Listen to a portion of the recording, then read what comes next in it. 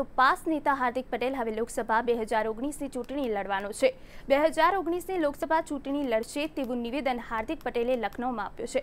પરંતુ કયા પક્ષમાંથી હાર્દિક પટેલ 2019 લોકસભાની ચૂંટણી લડશે તેની કોઈ હજુ સત્તાવાર જાહેરાત થઈ નથી। पूरे देश में माहौल बन रहा है संविधान बचाने के लिए, भाजपा हटाने के लिए और इस देश को बचाने के लिए बड़ी लड़ाई छेड़ी जाएगी। और इसकी शुरुआत जो अभी पश्चिम बंगाल से हुए ममता दीदी ने की है, पूरे देश में अलग अलग प्रदेशों में इसके बारे में बात की जा रही है। बिल्कुल 2019 में चुनाव लड़ेंगे, वो बाद में तय करेंगे।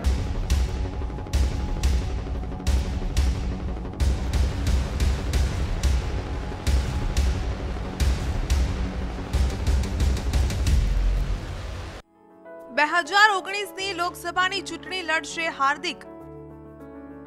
ચૂંટણી લડશે તેવું આપ્યું નિવેદન હાર્દિકે। દેશ બચાવવા અને બંધારણ બચાવવા લડીશ ચૂંટણી હાર્દિક। ભાજપા હટાવો અને દેશ બચાવો હાર્દિક।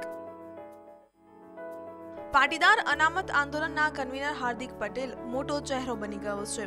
હાર્દિક પટેલની રાજકારણમાં એન્ટ્રી થઈ ગઈ છે અને હાર્દિક પટેલે યુપીના લખનૌમાં એક સભા દરમિયાન મીડિયાએ પૂછેલા પ્રશ્નોમાં હાર્દિકે કહ્યું કે હું દેશ બચાવવા અને બંધારણ બચાવવા માટે ઇલેક્શન લડીશ। છેલ્લા કેટલાય સમયથી હાર્દિક ચૂંટણી લડશે તેવી અટકળો ચાલી રહી હતી। મંતવ્ય ન્યૂઝે ગઈકાલે હાર્દિક ચૂંટણી લડશે તેવી અટકળો વ્યક્ત કરી હતી। તે અંગેનો અહેવાલ પ્રસારિત કર્યો હતો। તેવામાં તો હવે હાર્દિક પટેલ લોકસભાની ચૂંટણીમાં ઝંપલાવશે તેવી જાહેરાત કરી દીધી છે। ઉલ્લેખનીય છે કે હાર્દિક પટેલ પાટીદાર અનામત આંદોલનનો મુખ્ય ચહેરો રહ્યો છે। પાટીદારને અનામત મળે અને ખેડૂતોની દેવા માફી થાય તે માટે હાર્દિક પટેલ લડત આપી રહ્યો છે। હાર્દિક પટેલની હવે રાજકારણમાં એન્ટ્રી થઈ ગઈ છે, પરંતુ હાર્દિક કયા પક્ષમાંથી ચૂંટણી લડશે તે હજુ જાહેર નથી થયું।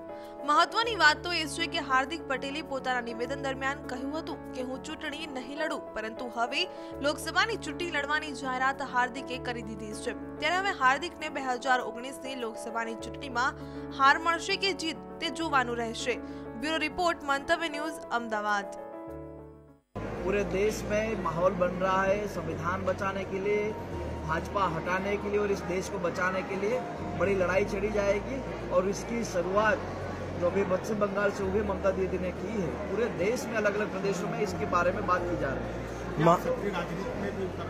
बिल्कुल 2019 में चुनाव लड़ेंगे, वो बाद में तय करेंगे।